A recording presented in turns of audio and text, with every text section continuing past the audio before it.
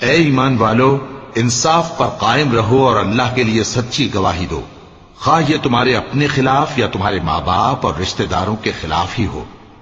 اگر کوئی امیر ہے یا فقیر تو اللہ ان دونوں کا زیادہ خیر خواہ ہے، پس تم خواہش نفس کے پیچھے چل کر عدل کو نہ چھوڑ دینا۔ اگر تم لگی لپٹی بات کہو گے یا سچائی سے پہلو تہی کرو گے تو جان رکھو اللہ تمہارے سب کاموں سے واقف ہے۔ مومنو، اللہ پر اور اس کے رسول پر اور جو کتاب اس نے اپنے اس پیغمبر پر نازل کی ہے اور جو کتابیں اس سے پہلے نازل کی تھیں سب پر ایمان رکھو، اور جو شخص اللہ اور اس کے فرشتوں اور اس کے کتابوں اور اس کے پیغمبروں اور روز قیامت سے کفر کرے وہ رستے سے بھٹک کر دور جا پڑا۔ جو لوگ ایمان لائے پھر کافر ہو گئے، پھر ایمان لائے پھر کافر ہو گئے، پھر کفر میں بڑھتے گئے، ان کو اللہ نہ تو بخشے گا اور نہ انہیں سیدھا رستہ دکھائے گا۔ اے پیغمبر، منافقوں یعنی دو رخے لوگوں کو بشارت سنا دو کہ ان کے لیے دکھ دینے والا عذاب تیار ہے۔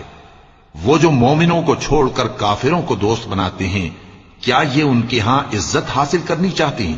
سو عزت تو سب اللہ ہی کی ہے، اور اللہ نے تم مومنوں پر اپنی کتاب میں یہ حکم نازل فرمایا ہے کہ جب تم کہیں سنو کہ اللہ کی آیتوں سے انکار ہو رہا ہے اور ان کی ہنسی اڑائی جا رہی ہے تو جب تک وہ لوگ اور باتیں نہ کرنے لگیں ان کے پاس مت بیٹھو، ورنہ تم بھی انہی جیسے شمار ہوگے۔ کچھ شک نہیں کہ اللہ منافقوں اور کافروں سب کو دوزخ میں اکٹھا کرنے والا ہے، جو تم کو دیکھتے رہتے ہیں۔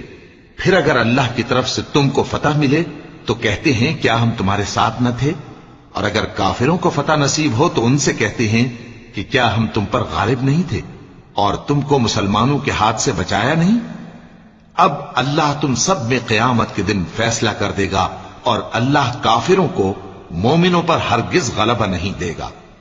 منافق ان چالوں سے اپنے نزدیک اللہ کو دھوکہ دیتی ہیں، یہ اس کو کیا دھوکہ دیں گے، وہ انہی کو دھوکے میں ڈالنے والا ہے۔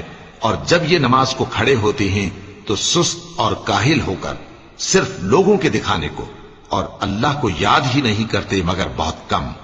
ڈاواں ڈول ہو رہی ہے، نہ ان کی طرف ہوتے ہیں نہ ان کی طرف، اور جس کو اللہ بھٹکائے تو تم اس کے لیے کبھی بھی رستہ نہ پاؤ گے۔